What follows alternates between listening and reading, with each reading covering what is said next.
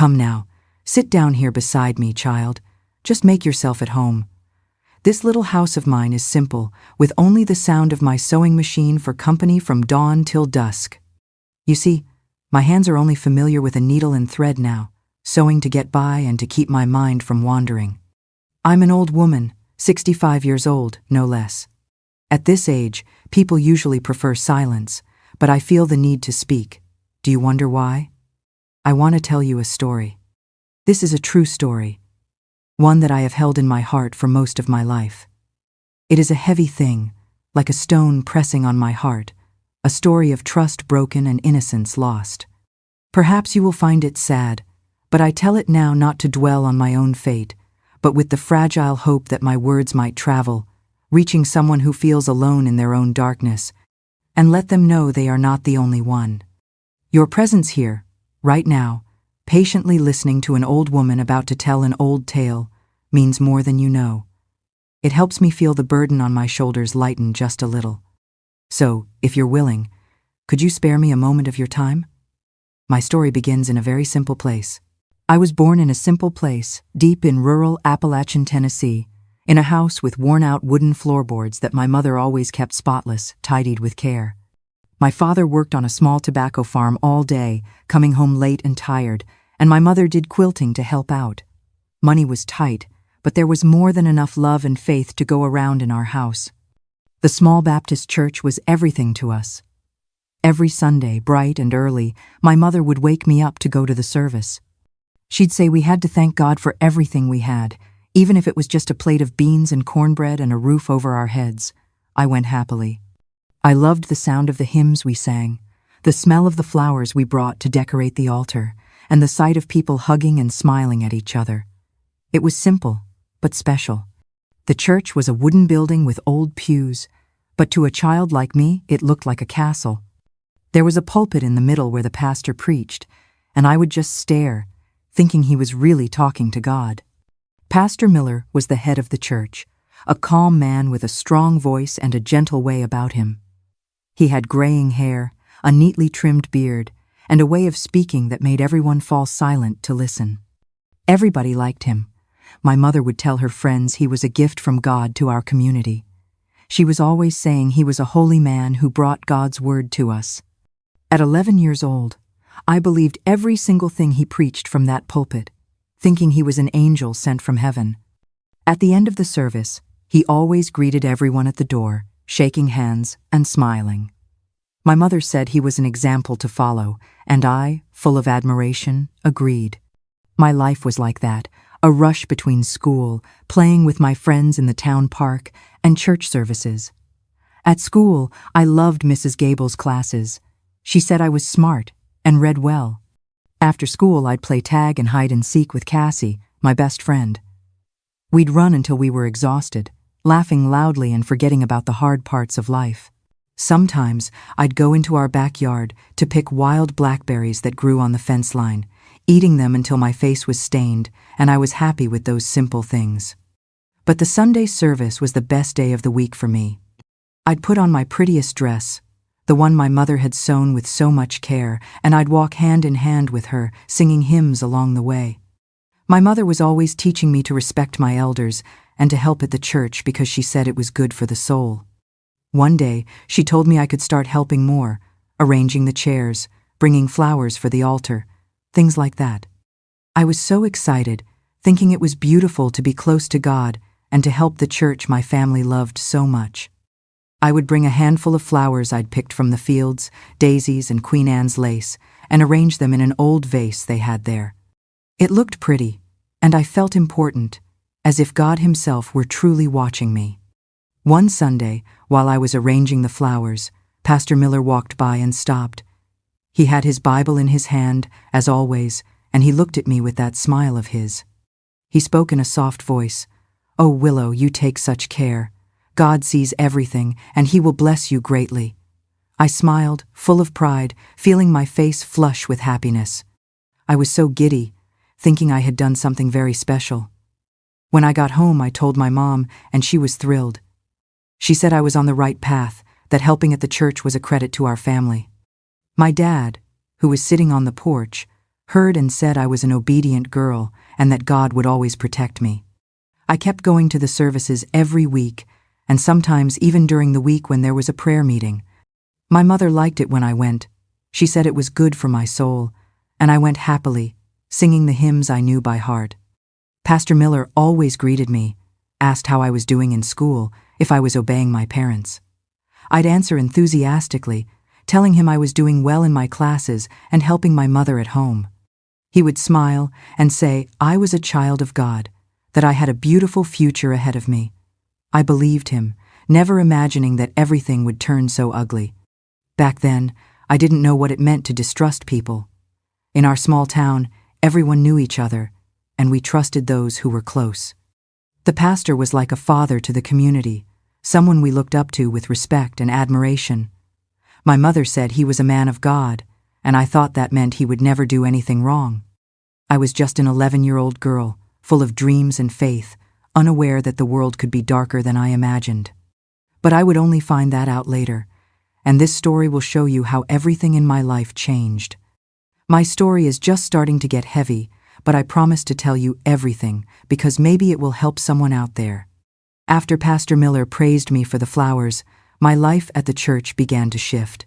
He started to call on me more often, asking for my help not just during the bustling Sunday services, but on quiet weekdays.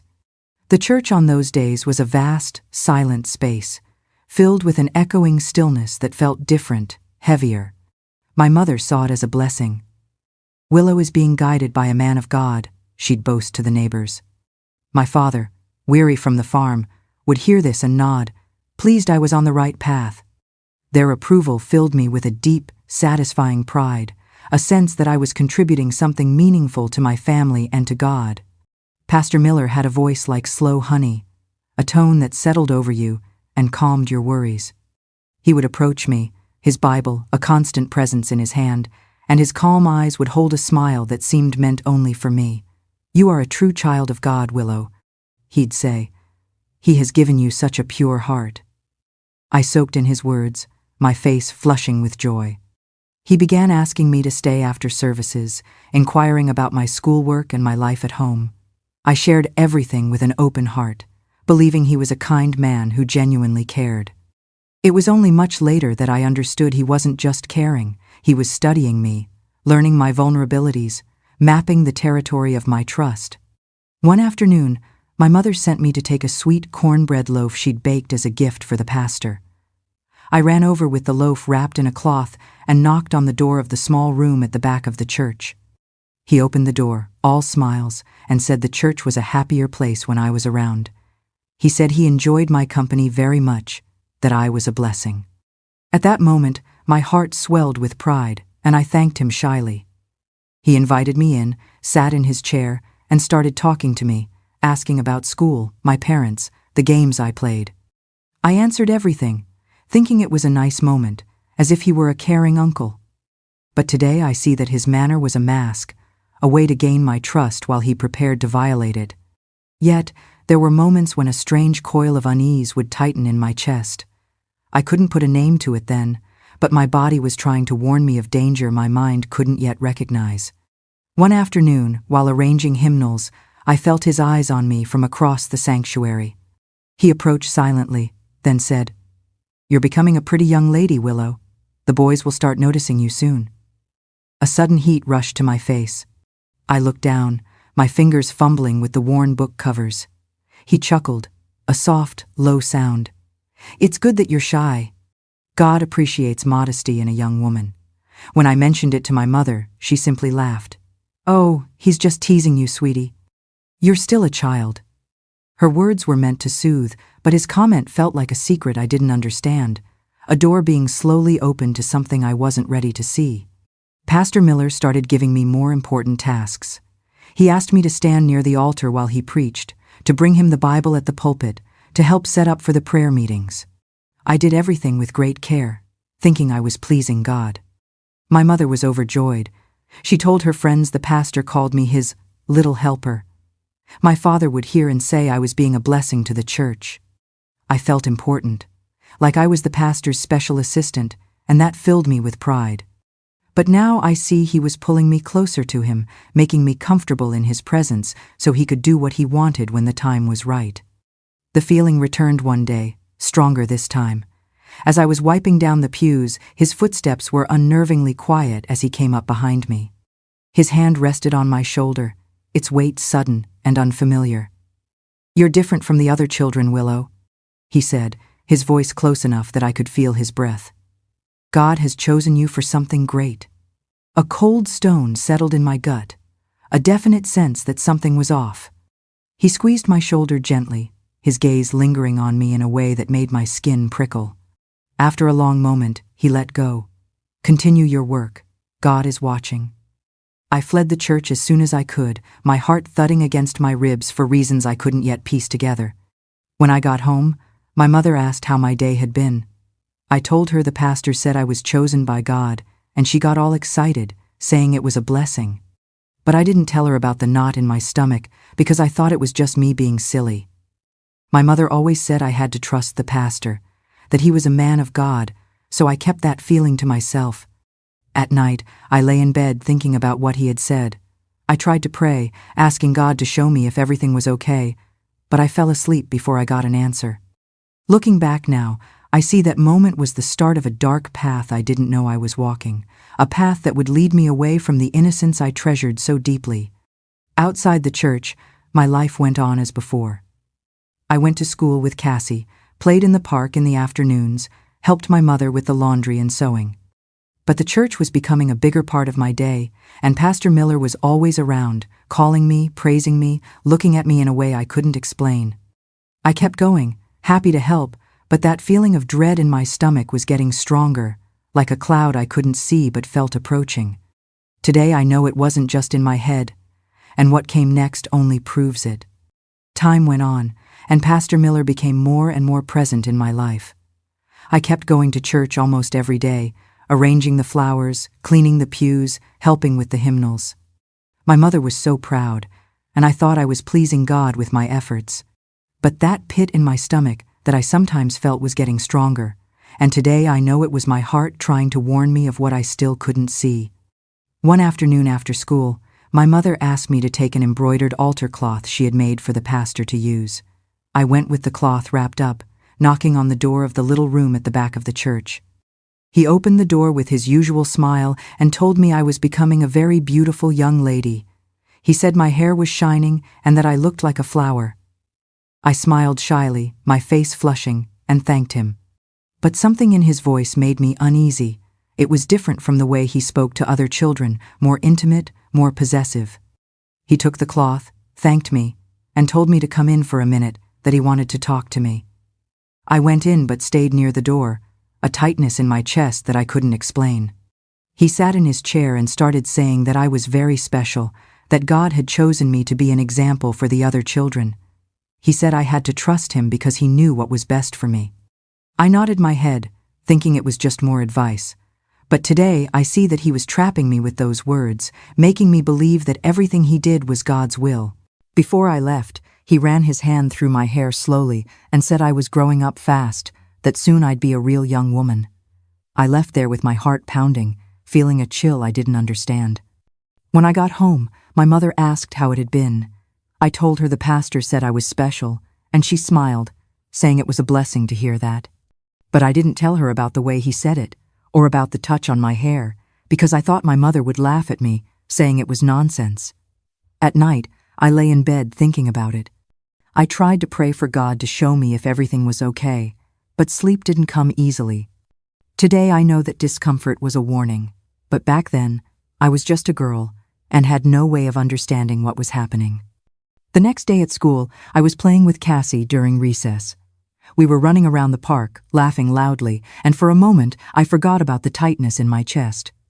But then, as we were resting on a bench, I told her what the pastor had said, that I was getting pretty and would soon be a young woman. Cassie stopped smiling right away. She frowned and looked at me seriously. She said she thought it was weird for a pastor to say things like that it didn't seem right. She told me I needed to be careful because sometimes adults weren't as good as they seemed. I laughed, saying she was overreacting. that Pastor Miller was a man of God, that everyone trusted him, but Cassie's words stuck in my head. On the way home, I kept thinking about whether she could be right. Was the pastor really being strange? I didn't want to believe it, because my mother said he was a holy man, and my father always said he was an example for the community. But the way he looked at me, the way he said things I didn't quite understand, was starting to bother me. When I got home, my mother was sewing a dress for the church picnic and asked if I was excited. I said yes, but my voice came out quiet, and she didn't notice my head was full of troubled thoughts. That Sunday at church, the pastor preached about obedience, saying that children had to listen to their elders because God spoke through them. I was sitting in the front pews, just as he liked me to, and I felt him looking at me as he spoke. His eyes seemed to find mine every few sentences, as if the sermon was meant for me alone. After the service, he called me to help tidy the altar for the next meeting. I went, but this time I was quieter, with a weight on my chest. He noticed and asked if everything was all right. I said yes, that I was just tired, but today I know he was testing how far my trust in him went. As I arranged the flowers, he remarked how beautiful I looked in the dress my mother had made, calling me a princess of God. The words made my face burn, and a familiar chill returned to my stomach. Colder this time. He moved closer, his hand landing on my shoulder, its weight sudden and heavy. "What we talk about, Willow," he murmured, his voice low, "is a secret. It's between you, me, and God." I nodded my head, not really understanding, but feeling that something was wrong. When I left the church, I ran home with my heart beating fast and didn't even tell my mother what he'd said. At the dinner table that night, my father asked how the service had been. I told him the pastor preached about obedience, and he said I should always listen to what the pastor said because he knew best. My mother agreed, saying I was lucky to have a man of God guiding me. I smiled, but inside, I was confused. Cassie's words wouldn't leave my head, and that touch on my shoulder, that request for a secret, was filling me with a fear I couldn't explain. Today I see that those were the first signs of something very wrong, but at the time, I had no way to understand what was coming. The days passed, and the discomfort I felt with Pastor Miller grew heavier, but I still didn't know what to do with that feeling. Cassie's words telling me to be careful stayed in my head, but I tried to push them away, thinking she was exaggerating. My mother kept sending me to church almost every day, and I went because I didn't want to disobey. I was 11 years old, and at that time, I didn't know that what was happening was going to change my life forever. One afternoon, my mother asked me to take a notebook she had prepared for the pastor to use in his meetings. I went with the notebook in my hand, my legs feeling heavy as if something were pulling me back. When I got to the church, the hall was empty. Only the pastor was there, sitting in the small room at the back. I knocked on the door, and he opened it with that smile that used to make me feel special but now sent a chill down my spine. He took the notebook, thanked me, and told me to come in, that he wanted to show me something about faith.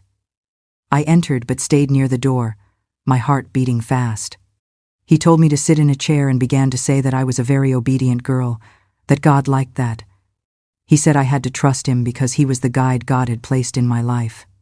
I just nodded, not saying a word, feeling a tightness in my chest. He stood up, came closer, and ran his hand through my hair slowly, as he had done before. But this time, he didn't stop. His hand moved down to my shoulder, and he squeezed it gently, saying I was a blessing, that God had chosen me to be special for him. I didn't know what to say. I just felt my body freeze as if I couldn't move. Today, I know he was manipulating me, using faith as a weapon to trap me. At the time, I didn't understand. He continued speaking in that soft voice, saying that I could never tell anyone what we talked about, that it was a secret between me, him, and God. He said that if I told, God would be sad with me, and I would no longer be blessed. I felt my eyes well up with tears, but I didn't cry because I was afraid to disobey. He knelt down to my level and ran his hand over my face slowly, saying that I was a pure girl, that he would guide me on the right path. My stomach turned, but I couldn't say anything. He told me to stand up and go with him to the altar. I went, my legs trembling, smelling the scent of wax from the candles I had lit myself earlier. He led me to the altar and made me kneel, the scent of candle wax thick in the air. "Close your eyes, Willow. Pray with me." I obeyed, but I couldn't find the words. I could only feel his closeness, his presence blotting out everything else. He took my hand, his grip surprisingly strong, and whispered that God was watching. His fingers traced a slow path up my arm, and a tremor ran through my entire body. "You are an angel, chosen to obey," he breathed, his voice a poison in my ear.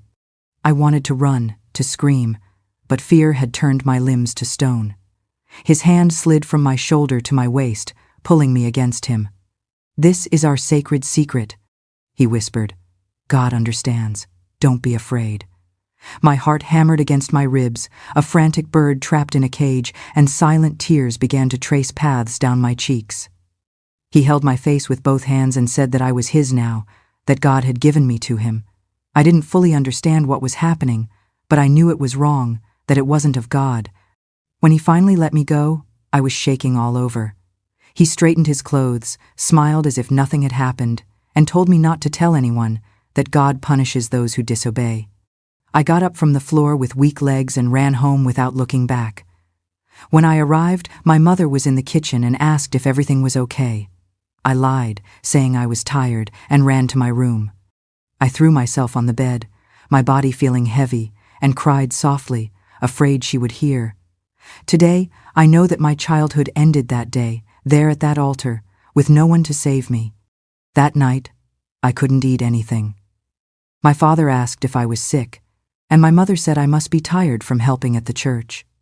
I just nodded my head without a word and asked to go to bed early. I lay in bed, staring at the ceiling tiles, feeling an emptiness I had never felt before. I tried to pray, asking God to help me, but it felt like he wasn't listening. The smell of wax and the pastor's touch wouldn't leave my mind, and I didn't know what to do with that weight. Today, I see that was the beginning of a suffering that would follow me for years. The next day, I didn't want to go anywhere near the church. I went to school, but was so quiet that Cassie noticed right away. She asked what was wrong, but I couldn't tell her. I just said I had a headache, and she hugged me, saying that if I needed to talk, she was there.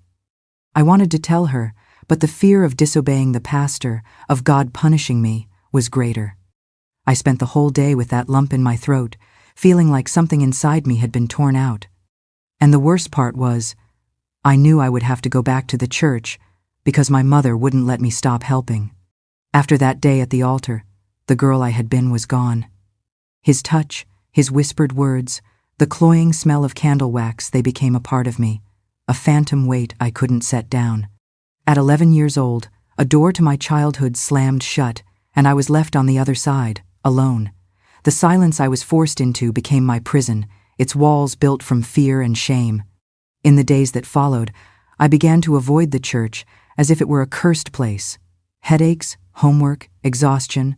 I armed myself with a growing list of excuses each time my mother told me to go. She would frown, her patience thinning. "Stop being lazy, Willow. Your work for the Lord is important." I would nod, a lump forming in my throat, my hands trembling. His threat echoed in my mind, a sacred secret, a punishing God. The fear was so absolute, so powerful, that it silenced the truth before it could even form on my lips. At school, I was different. Cassie noticed I didn't laugh like I used to. We would play in the park, but I would be quiet, staring at the ground, my head full of dark thoughts. One day, she pulled me aside and asked what was going on.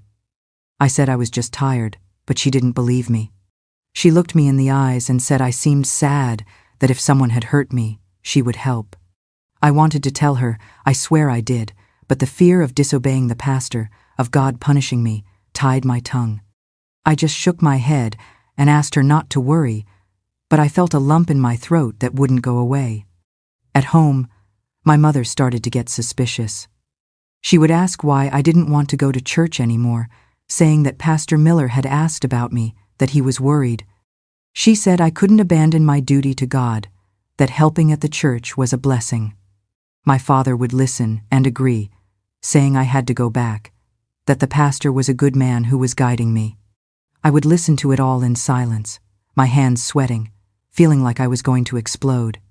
I wanted to scream that the pastor wasn't good, that he had hurt me, but his words echoed in my head, "Don't tell anyone, or God will punish you." So, I swallowed my tears and promised to go back. One morning, my mother caught me by surprise. She said the pastor was going to stop by our house to talk to me, that he was concerned about my absence. My stomach churned, and I almost dropped my plate of biscuits. I tried to invent another excuse, but she spoke firmly, saying I was going to stay home and listen to what he had to say. When he arrived, all smiles with his Bible in his hand, I wanted to disappear. My mother welcomed him with coffee, overjoyed, and made me sit next to him. He looked at me and asked why I had been staying away. In that calm tone I used to find so kind, he said God missed me at the church. I lowered my head. He leaned in and whispered, so my mother couldn't hear, that I had to come back, that our secret was important to God. He quickly ran his hand over my knee under the table and smiled as if nothing had happened. My body froze, and I felt a chill run up my spine. My mother asked if I was okay because I was pale, and I said I was just a little cold. He laughed and said I was sensitive, that God liked that. When he left, my mother said I was lucky to have such a caring pastor guiding me. After that, there was no way out. My mother took me back to church the following Sunday. I was shaking, but she held my hand and said I would feel better there. When I walked in, Pastor Miller saw me and gave me that smile that now made me sick. He came to greet me, called me his little helper in front of everyone, and my mother smiled proudly. I went to arrange the flowers, but my hands were trembling so much I almost dropped the vase. He came closer and said softly that I had done the right thing by coming back, that God was happy with me. He put his hand on my shoulder, squeezing it, and I felt the urge to scream. At night I lay in bed and cried quietly, afraid my mother would hear. The weight of that secret was suffocating me, but I didn't know who to tell. I tried to pray, asking God to get me out of that situation, but it felt like he was very far away. The pastor's touch, his words, the fear of being punished was all stuck to me like a shadow. Today I know that silence was a prison, but at the time, I thought it was my duty to keep it. My mother kept praising me for going back. My father said I was being strong, and I would fake a smile while inside I was breaking. At school, Cassie insisted on knowing what was wrong. One day, she saw me crying near the park and hugged me, saying I could trust her. I wanted to open my mouth and tell her everything, but fear held me back. I just said I was having problems at home, and she promised to help me if I needed it. But I knew I wouldn't tell, because the pastor had made me believe it was my fault, that God would punish me. And so the weight of silence grew, squeezing me tighter each day, as I returned to church with a heart full of fear, not knowing how to escape. Being forced back to the church was a unique kind of torture. The girl who once belted out hymns with joy was now a hollow shell, her voice trapped in her throat. I could no longer lose myself in games of tag with Cassie. The laughter felt foreign, belonging to someone else. The pastor's secret was a slow-acting poison, leaching the color and joy from my world. At 11 years old, I was burdened with a knowledge that stole my right to be a child, leaving an old, weary soul in its place. The pastor didn't stop. Every time I went to church, he would find a way to call me over to help with something, taking me to the back room or to a corner by the altar. He would say I was special, that God was happy with me for keeping our secret. But every time he got close, I would tremble, my body freezing up. He would run his hand over my shoulder, through my hair, sometimes down my arm, and speak softly, saying I was a blessing, that God loved me for obeying. I couldn't move, couldn't say no, because the fear of God punishing me was greater than anything. Today I know he used my faith to trap me, turning something pure into something twisted and dark. The abuse continued with calculated precision. He would find moments when we were alone, during weekday visits to prepare for services, when I stayed late to clean up after prayer meetings, when other volunteers had left early. Each time he reinforced the same message: this was God's will, I was chosen, and silence was sacred.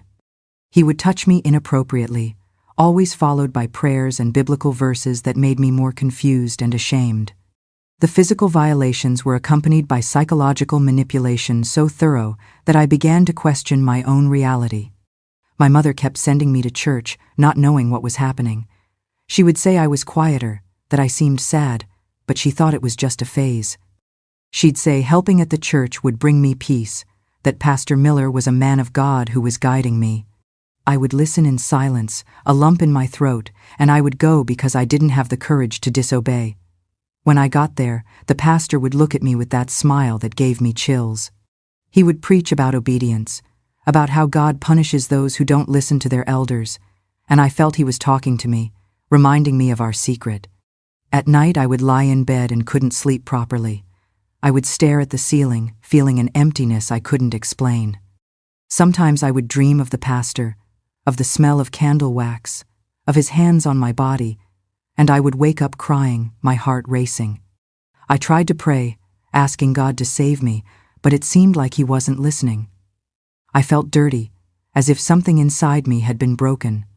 The nightmares became more frequent, and I began to fear sleep itself, knowing what visions would come when I closed my eyes. At school, it became harder and harder to pretend everything was fine. Cassie noticed I didn't laugh anymore, that I didn't play like I used to. One day, we were at the park, and she saw me sitting and staring into space. She came and sat next to me and asked again what was wrong. She said I looked like a frightened little bird, that it wasn't normal for me to be like this.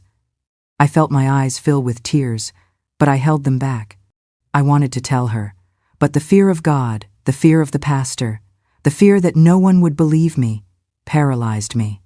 I just said I missed being happy, and she hugged me without saying a word. That hug was the only thing that made me feel a little bit of warmth that day. At home, my mother started to get more worried. She said I was pale, that I wasn't eating right, that I seemed sick. My father would ask if someone had hurt me, but I would deny it, afraid to open my mouth.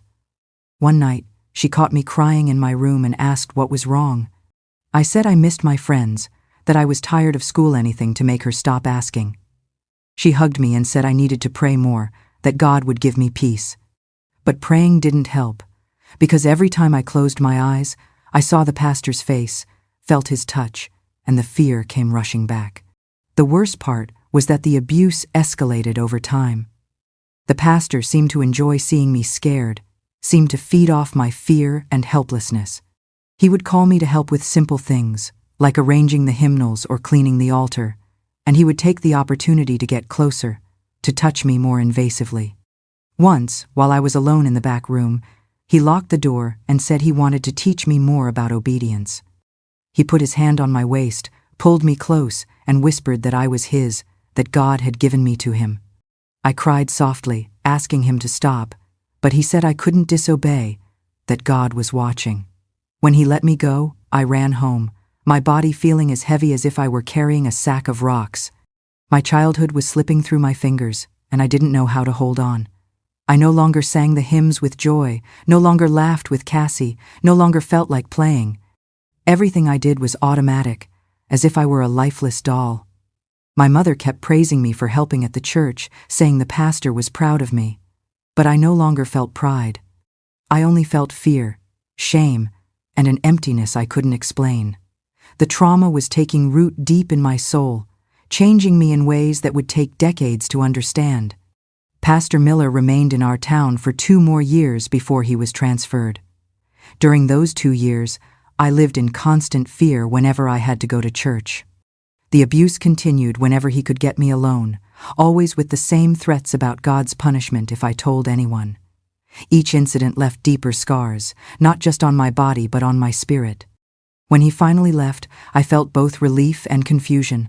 Part of me hoped the nightmare was over, but the trauma had already taken root deep in my soul. By the time he left, I was 13, and the girl who loved singing hymns was gone, replaced by a quiet, haunted teenager. The damage was done, but I didn't yet understand the full extent of what had been stolen from me. I thought maybe, with him gone, I could go back to being the girl I was before. But trauma doesn't work that way. It changes you at a cellular level, rewrites your understanding of safety and trust, and follows you wherever you go. My friend Cassie never gave up on me. She saw the shadows in my eyes growing deeper over the years. One afternoon, when I was 15, about 2 years after Pastor Miller had been transferred, she stopped me on the path home. "Willow, whatever it is, you don't have to carry it alone." Her kindness broke the dam inside me. Through sobs, I told her everything, the touches, the whispers, the sacred secret. She held me, her tears mixing with mine, and told me the truth I desperately needed to hear. "He was a monster, Willow. It was not your fault." Cassie listened to everything with her eyes full of tears and hugged me tightly. She said it wasn't my fault, that he was a monster, that what he did was not of God. She said I needed to tell someone, that I couldn't keep this to myself because it was destroying me. I was shaking all over, but for the first time, I felt a sense of relief, as if a stone had been lifted from my chest. Cassie convinced me to talk to my mother. She said my mom would understand, that she would protect me, that I couldn't keep suffering alone. I was scared because my mother had always trusted the pastor, always said he was a holy man, but I knew Cassie was right. I needed to tell someone who could actually help me. That night, filled with a terrifying, fragile courage, I told my mother. I waited until my father was out and sat with her in the quiet kitchen. My voice trembled as I recounted the horror, the words tumbling out in a rush of pain. When I finished, the silence was deafening. My mother stood, her face a mask of disbelief. "You are making this up," she said, her voice cold. "Pastor Miller is a man of God. How dare you tarnish his name with such lies? God will punish you for this." She sent me to my room, her final words a slap. "I will pray for God to forgive you." Her denial was a second violation, a wound deeper than the first. When I finished, I was crying so hard I could barely see her face. But what she did next hurt me more than I could have imagined. My mother was quiet for a moment, her eyes wide as if she couldn't believe what she was hearing. Then she stood up, crossed her arms, and said I was making things up, that Pastor Miller was a man of God, that he would never do something like that. She said I was tarnishing the name of a holy man, that God would punish me for lying. She said I must be confused, that maybe I had imagined things, that children sometimes make up stories to get attention. I went up to my room, threw myself on the bed, and cried until I had no more tears. The betrayal felt complete, first by the pastor, now by my own mother. The one person who should have protected me had instead chosen to protect his reputation. My mother started treating me differently after that, with a look of suspicion, as if I were a stranger. My father knew nothing, and I didn't have the courage to tell him, afraid he would say the same thing. That day scarred me more than I could have imagined. The courage I found to speak turned into a new wound, because my mother's disbelief made me feel even more guilty and alone. After my mother called me a liar, the world shrank and grew silent. I carried her disbelief like a second cross, heavier even than the first. Pastor Miller was long gone, but his ghost remained, etched into the church pews and into my soul.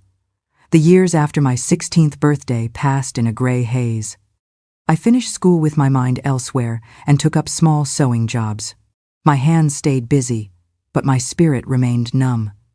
My relationship with my mother became distant, filled with unspoken words and careful silences. I felt like a ghost in my own home, in my own town. The years turned me from 16 to 18, and still I remained, trapped not by walls, but by a past I couldn't escape. For months after graduating high school, I couldn't stand looking at the same streets, the same faces, the same memories anymore. Then, shortly after my 18th birthday, I saw a young girl, no older than I had been, laughing with our new pastor. A cold, visceral fear seized me. In that moment, I knew if I didn't leave, I would simply evaporate. Running away wasn't just a choice, it was the only way to reclaim my life. One day, I heard that a seamstress in Knoxville needed help, and that gave me the idea I'd been searching for. On my 18th birthday, I packed a small bag, taking the little money I'd saved from sewing for neighbors. I told my mother I was moving to Knoxville to find work as a seamstress. She accused me of abandoning the family, but she didn't try to stop me. Leaving that town was not an escape, it was an act of survival. I arrived in the new city, with my heart in my throat, not really knowing what I would find. I rented a simple little room with a cement floor and an old bed, but it was my own space. I started working as an apprentice for the seamstress, Mrs. June, a woman in her 50s who didn't ask many questions. She taught me how to cut fabric, how to thread the machine, how to make a perfect hem. I liked sewing because it kept my hands busy and my mind a little quieter. Slowly, I started earning my own money, buying fabric to make my own dresses, and even selling them to the neighbors. But the trauma didn't go away easily. At night, when I lay down on that hard bed, the nightmares returned. I would see Pastor Miller, feel his touches, hear the words that made me believe it was my fault. I would wake up sweating, my heart racing, and I would stare at the ceiling for hours, trying to breathe. I tried to pray again, asking God to forgive me, but it felt like he was still silent. The flashbacks would hit me at random moments, the smell of candle wax in a store, the sound of hymns drifting from a church, even the sight of a man in dark clothing would send me spiraling back to that altar, that room, those moments of helplessness. It was hard, but I started to understand that I needed help to get out of that hole. It was one afternoon, while I was sewing a dress, that Mrs. June found me crying. She asked what was wrong, and for the first time in years, I felt the urge to speak. I told her everything, my voice trembling, as if each word were tearing a piece of me away. I told her about the pastor, what he did, about my mother, who didn't believe me, about the fear that followed me. Mrs. June listened in silence, her eyes filled with tears, and then she hugged me. She said I wasn't alone, that it wasn't my fault, that I was strong for having survived. She told me about a women's group in the city that helped people who had been through things like that, and she encouraged me to go. I went to the group, scared, but there I found people who understood me. They were women of all ages, each with her own story of pain, and they welcomed me as if I were family. I talked about what happened, crying like I never had before, and they listened without judging me. One of them, Miss Eleanor, gave me a simple book about healing, with prayers and stories of survival. Another taught me to take deep breaths when the nightmares came, to try to calm my heart. Little by little, I started to feel a bit lighter, as if those women were helping me lift the weight I carried. The healing wasn't linear. Some days I felt strong and hopeful, other days the pain would crash over me like a wave. I learned that recovery meant accepting the bad days along with the good ones, and that healing didn't mean forgetting. It meant learning to carry the pain without letting it destroy me. There were setbacks, moments when I thought I'd made no progress at all. But the women in the group reminded me that healing takes time, and that every small step forward was a victory. I continued to sew, and the work became my salvation. I made dresses, blouses, even some dish towels that I sold at the farmer's market. The money came in slowly, and I was able to rent a better room, one with a window that looked out at the sky. But the trauma still surfaced. There were times I would see a man who looked like the pastor on the street and I would run home, my heart in my throat. There were nights I would wake up screaming, and Mrs. June, who had become almost a mother to me, would come to calm me down. Today I see that she and that group saved me, because without them, I don't know if I would have made it. Over the years, I was living on my own, with my own little sewing room at home. I never went back to my old town, and my mother and father only came to visit every now and then. They never knew the whole truth, because I never had the courage to tell it again. Cassie would write me letters saying she missed me, and I would write back, but I avoided talking about the past. The women's group continued to be my support, and I started helping others who were going through similar things, sharing my story to give them strength. It wasn't easy, but every day I survived was a victory. I learned to find joy in small things again, the satisfaction of a perfectly sewn seam, the smile of a customer who loved her new dress, the warmth of sunlight through my window on quiet mornings. These moments of peace were precious, hard-won treasures that I collected like a miser saves coins. They couldn't erase what had happened, but they proved that beauty still existed in the world, that I was capable of creating something good from the wreckage of my past. Looking back now, I see that running away was the best thing I ever did. I left the town that hurt me, found people who welcomed me, and learned to stitch together a new life with the hands the pastor tried to soil. But the peace was never complete. I still feel an emptiness when I think about it. I still have nights when the fear returns, but I got up, I fought, and I survived. And that struggle, everyone, is what keeps me telling this story. Today, at 65 years old, I look back and see a life full of scars, but also of struggle and unexpected grace. I am Willow, and after everything I've been through, I've rebuilt what I could of my story. I live in a simple little place, in a small town here in Tennessee, with a sewing room that puts food on my table. I sew dresses for the young women in the neighborhood, I make kitchen towels for the markets, and I even teach a few girls how to thread a needle, just like Mrs. June taught me. The peace I searched for so long never truly arrived, and today I know that some wounds never fully close. Pastor Miller died many years ago. I heard it was from sickness, and I never saw him again after he left our town. I never had the chance to confront him, to ask him why he did what he did, why he used God to hurt me. That is something that squeezes my chest to this day. I wish I could have told him to his face that he was not a man of God, that he stole my childhood and made me carry a guilt that wasn't mine. But he's gone, and I'm left here with the memories that still surface on the darkest nights. My mother and father are gone now, too. My mother died without ever knowing the truth. Because after that day, she called me a liar. I couldn't bring myself to tell her again. She continued to live in her blind faith, thinking the pastor was a saint, and I didn't have the courage to say anything more. My father never knew, and I think it was for the best. Before they passed, we would see each other every now and then, but it was never the same. I felt an emptiness every time I looked at my mother, knowing she didn't believe me when I needed her most. Today I see she was trapped in her own idea of faith, but at the time it hurt more than any physical wound. Cassie, my childhood friend, is still a part of my life. She got married, had children, and lives in a nearby county. We talk through letters or when she comes to visit. She was the one who gave me the strength to speak up for the first time, and I will never forget that. Even now, in her letters, she reminds me of my strength, tells me how proud she is of the woman I became despite everything. Her friendship has been one of the few constants in my life, a thread of gold woven through decades of gray. But even with her friendship, even with the women's group that welcomed me, even with the work that sustains me, the trauma never leaves me in peace. I still have nightmares from time to time. I still feel a chill when I pass by a church and hear hymns that remind me of those days. I try to pray, but my faith has never been the same after what happened.